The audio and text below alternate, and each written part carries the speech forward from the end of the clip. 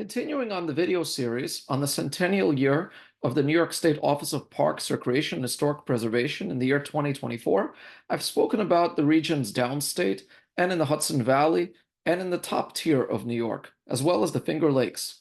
This episode is about the Genesee region, the region around Rochester and the western edge of the Finger Lakes. This is the region covering the Monroe, Orleans, Genesee, Wyoming, and Livingston counties.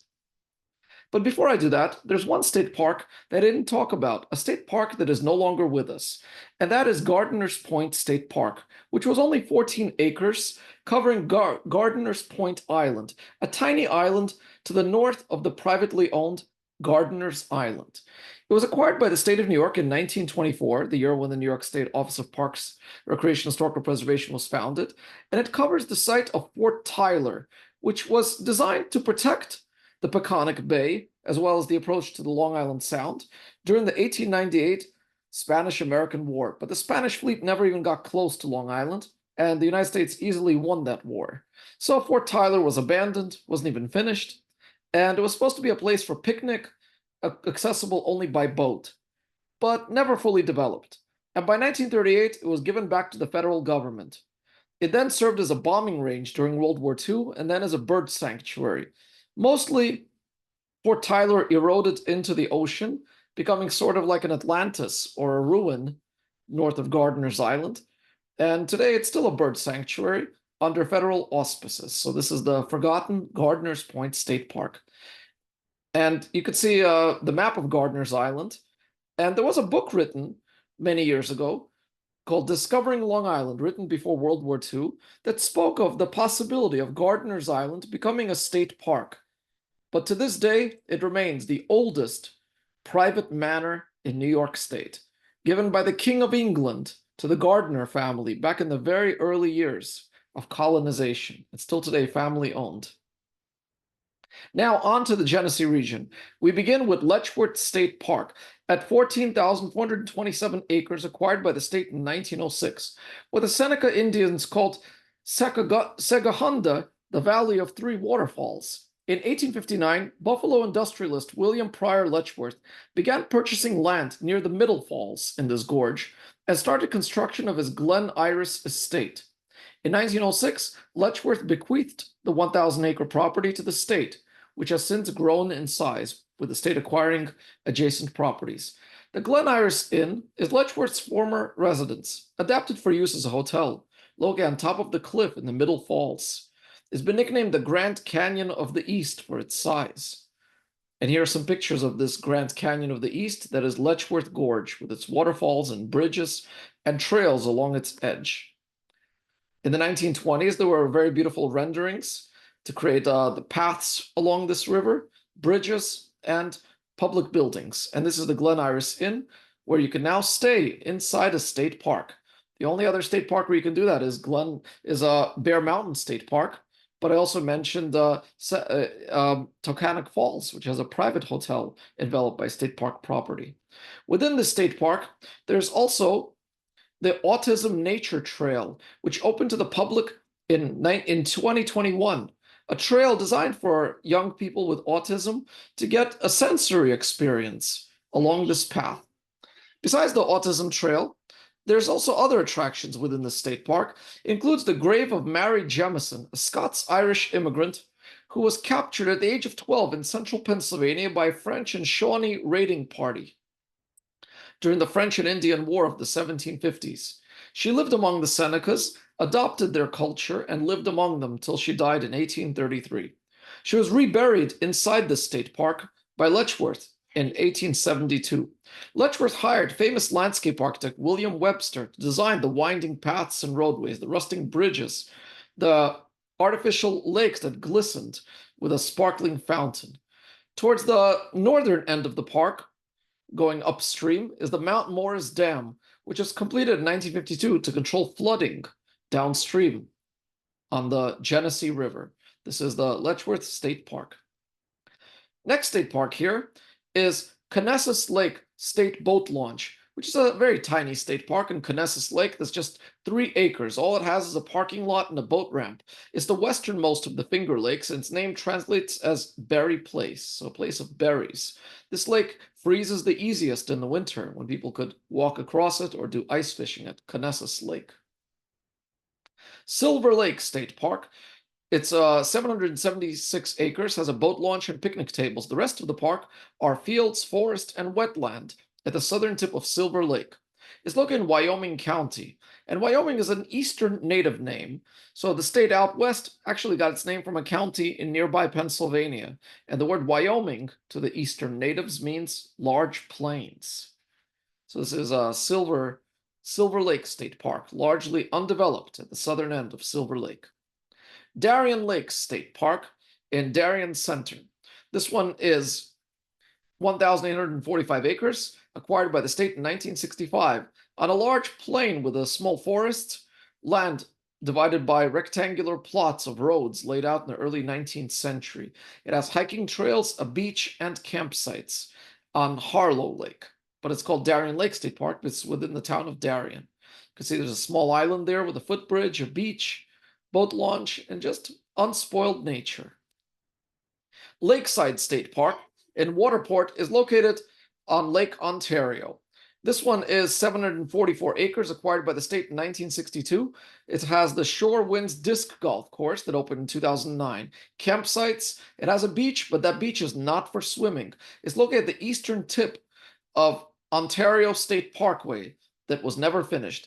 Lake Ontario State Parkway was supposed to run from Rochester to Niagara Falls, but not everybody wanted a highway running through the farmland, and so it ends here abruptly at Lakeside State Park, one of the few parkways designed by Robert Moses that remains uncompleted.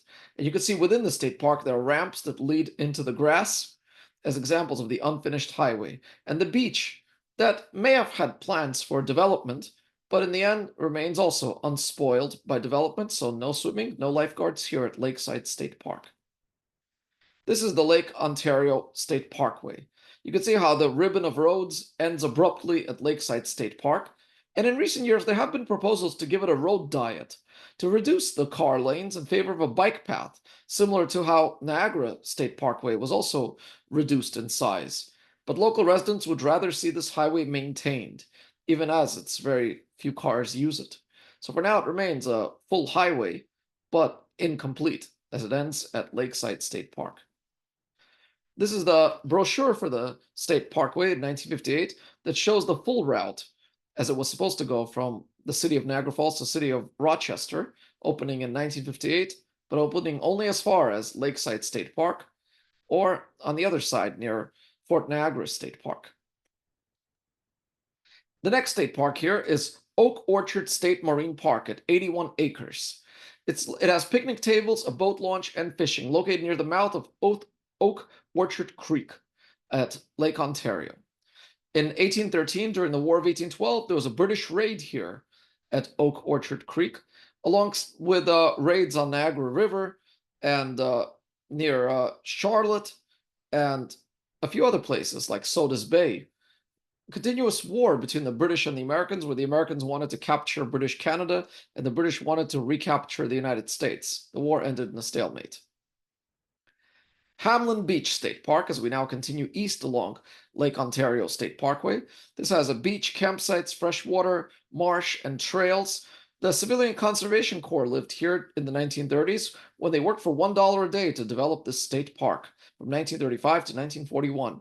During World War II, from 1944 to 1946, German prisoners of war lived and worked in this park, as they also worked on nearby farms and canning factories for 85 cents a day. It's accessible by the Ontario State Parkway, and it has a beach and campsites at Hamlin Beach State Park. And recently, one of the beaches was restored back to a freshwater marsh with reefs off the coast to protect this marsh from wave action and erosion. Braddock Bay. Braddock Bay was designed as a state park, but never developed. And today it's mostly under the auspices of the New York State Department of Environmental Conservation.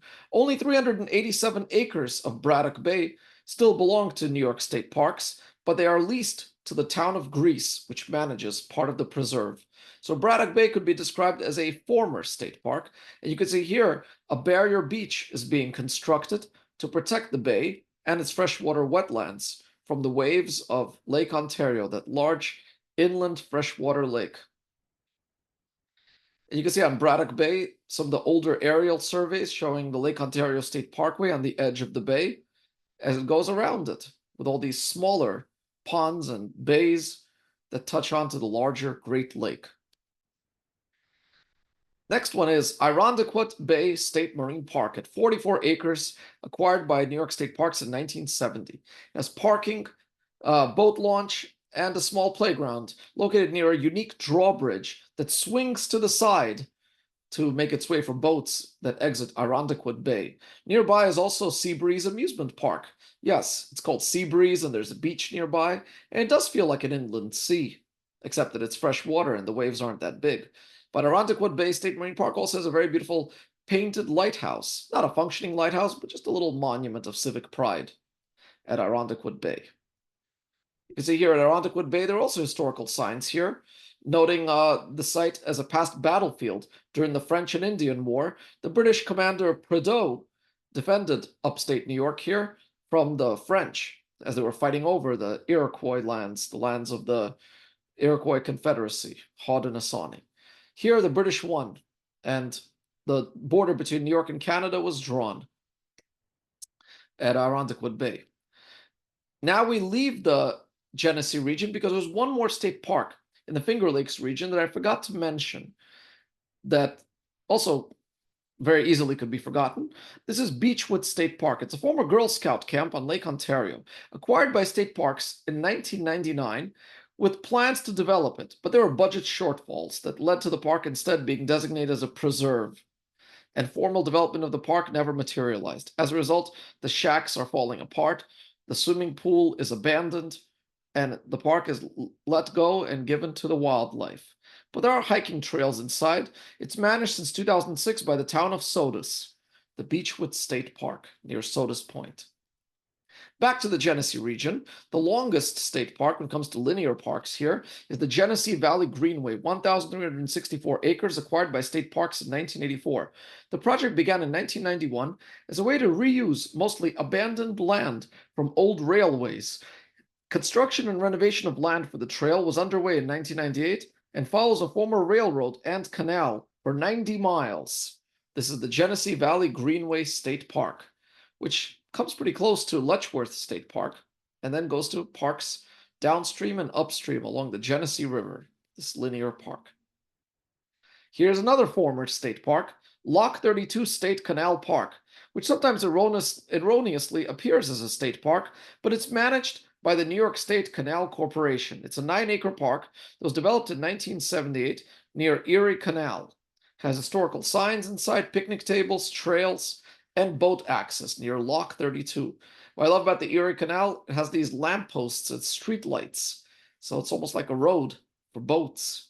This is the canal that made New York wealthy, connecting the Hudson River to the Great Lakes since the 1820s. And now a future state park for the Genesee region, High Falls State Park, located in the center of Rochester. It's an urban state park in planning. Announced by Governor Kathy Hochul in 2022, High Falls powered much of Rochester's early industrial development. The proposed park will include trails, overlooks, an amphitheater, pavilion, ecology center, play area, an accessible shoreline, interpretive areas, and a footbridge, to be completed perhaps by 2030. And you can see how the High Falls in the middle of the city empties into this gorge that powered so much of the hydroelectric power in the city, as well as the factories. But today, a touch of nature in downtown. Within this proposed park, there are already historical signs that tell us how the river was harnessed for the factories that made the city grow.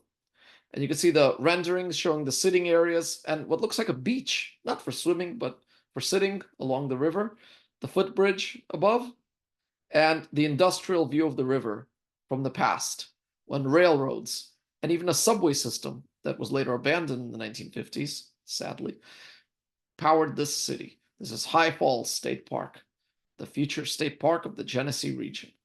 For the next video, we will go to the Niagara region and see such places as Fort Niagara State Park, where the Niagara River empties into Lake Ontario. Niagara Falls State Park, the oldest state park in the nation and in the world. We will see a state park where you could sleep inside a lighthouse keeper's cottage. Yes, a state park where you could sleep in a lighthouse. A new state park for Buffalo Harbor. Niagara River has its own gorge, not as deep as Letchworth, but also quite impressive. And a state park on the Lake Erie. For the next video at Niagara Falls. Thank you so much for watching this video, and I hope to see you in the next one.